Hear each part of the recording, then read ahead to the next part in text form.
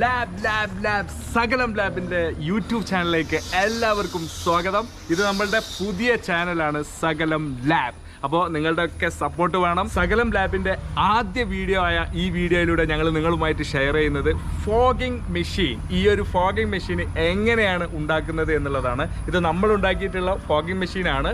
ഇതിൻ്റെ നിർമ്മാണ രൂപം എങ്ങനെയൊക്കെയാണ് ഇത് ഉണ്ടാക്കുന്നത്, എന്തൊക്കെയാണ് ഇതിൽ ഉപയോഗിച്ചിട്ടുള്ളത്, നമുക്കിത് വീട്ടിൽ ഉണ്ടാക്കാൻ പറ്റുമോ എന്നുള്ള കാര്യങ്ങളാണ് ഈ വീഡിയോയിലൂടെ ഞങ്ങൾ നിങ്ങളുമായിട്ട് ഷെയർ ചെയ്യുന്നത്.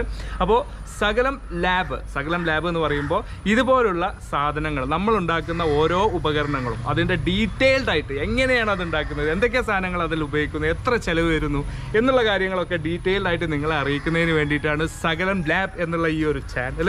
അതുകൊണ്ട് ഈ വീഡിയോ കണ്ടുകൊണ്ടിരിക്കുന്ന നിങ്ങളൊക്കെ എന്ത് ചെയ്യുക, ചാനൽ സബ്സ്ക്രൈബ് ചെയ്തിട്ട് സപ്പോർട്ട് ചെയ്യുക. അതുപോലെ തന്നെ ഇതുപോലുള്ള അറിവുകൾ നിങ്ങൾക്ക് പെട്ടെന്ന് ലഭിക്കുന്നതിന് വേണ്ടി ഞങ്ങൾ അപ്ലോഡ് ചെയ്യുന്ന സമയത്ത് തന്നെ നിങ്ങൾക്ക് നോട്ടിഫിക്കേഷൻ കിട്ടുന്നതിന് വേണ്ടിയിട്ട് ബെൽ ബട്ടണും അമർത്താൻ മറക്കരുത്. അപ്പോൾ ഒരിക്കൽ കൂടി ലാബ് സകലം ലാബിലേക്ക് സ്വാഗതം.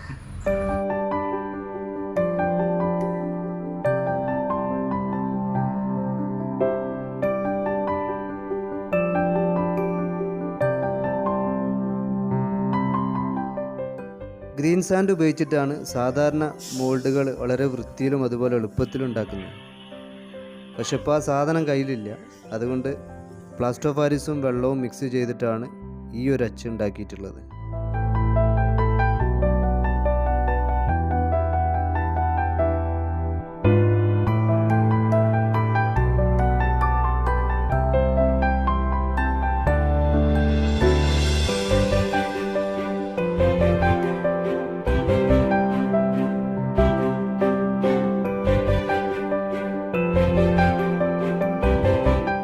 ഇത് അലൂമിനിയം അതുപോലുള്ള സംഗതികളൊക്കെ ഉരുക്കാൻ വേണ്ടിയിട്ട് നമ്മളുണ്ടാക്കിയിട്ടുള്ളൊരു ഫർണസാണ്.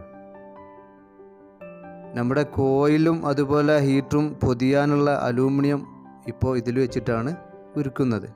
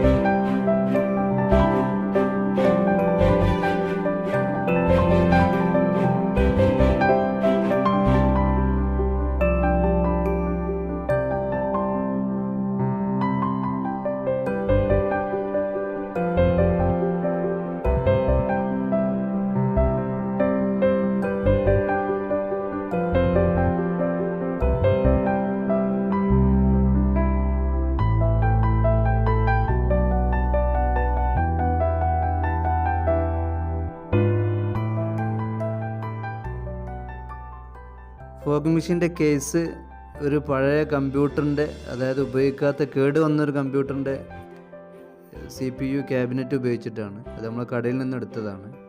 അത് നമുക്ക് ആവശ്യമുള്ള അളവിൽ കട്ട് ചെയ്തെടുത്തിട്ടുണ്ട്. ഇത് തെർമൽ സ്വിച്ചുകളാണ്. ഇത് രണ്ട് ടൈപ്പാണ്. ഒന്ന് 260 ഡിഗ്രിയിൽ NC സ്വിച്ച്, അതായത് നോർമലി ക്ലോസ്ഡ് സ്വിച്ച്. 260 ഡിഗ്രി ചൂടാവുമ്പോൾ അതിലേക്കുള്ള കണക്ഷൻ ഓഫ് ആവും. ഇത് നേരിട്ട് ഉപയോഗിക്കുന്നത് ഹീറ്ററിൻ്റെ കണക്ഷനിലേക്കാണ്. അതായത് ആ നിശ്ചിത ചൂടെത്തുമ്പോൾ 260 ഡിഗ്രി എത്തുമ്പോൾ ഹീറ്ററിലേക്കുള്ള കണക്ഷൻ ഓഫ് ആവും. അടുത്തത് ഉപയോഗിക്കുന്നത് നേരിട്ട് സോളിനോട് പമ്പിലേക്കാണ്. അത് 240 ഡിഗ്രി ഉള്ളത്. 240 ഡിഗ്രി ചൂടെത്തുമ്പോൾ അതിലേക്ക് കണക്ഷൻ കിട്ടും. ചൂടാവുമ്പോഴാണല്ലോ സോളിനോട് പമ്പ് വർക്ക് ചെയ്യേണ്ടത്, നമ്മൾ പമ്പ് വർക്ക് ചെയ്യേണ്ടത്. അപ്പോൾ അതിൻ്റെ കണക്ഷൻ നേരിട്ട് പോകുന്നത് പമ്പിലേക്കാണ്.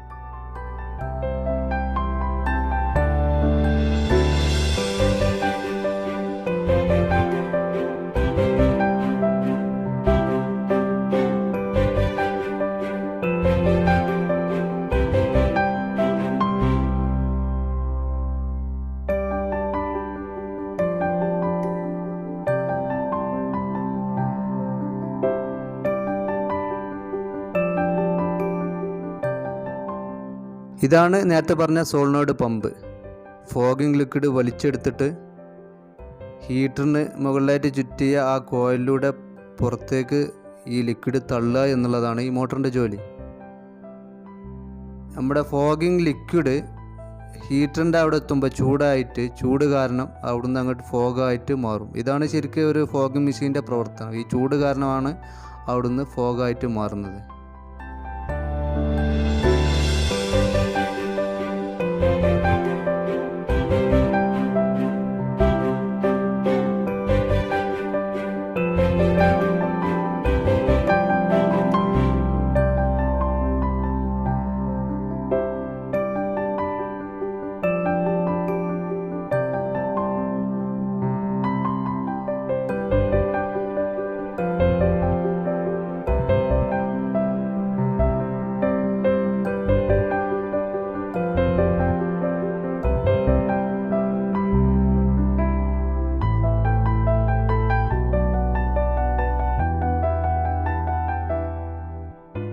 ഇനി ഇതിൻ്റെ വയറിംഗ് കണക്ഷനുകളൊക്കെയാണ് ബാക്കിയുള്ളത്. അതിങ്ങനെ കാണുമ്പോൾ ചിലപ്പോൾ കൺഫ്യൂഷൻ ആവും.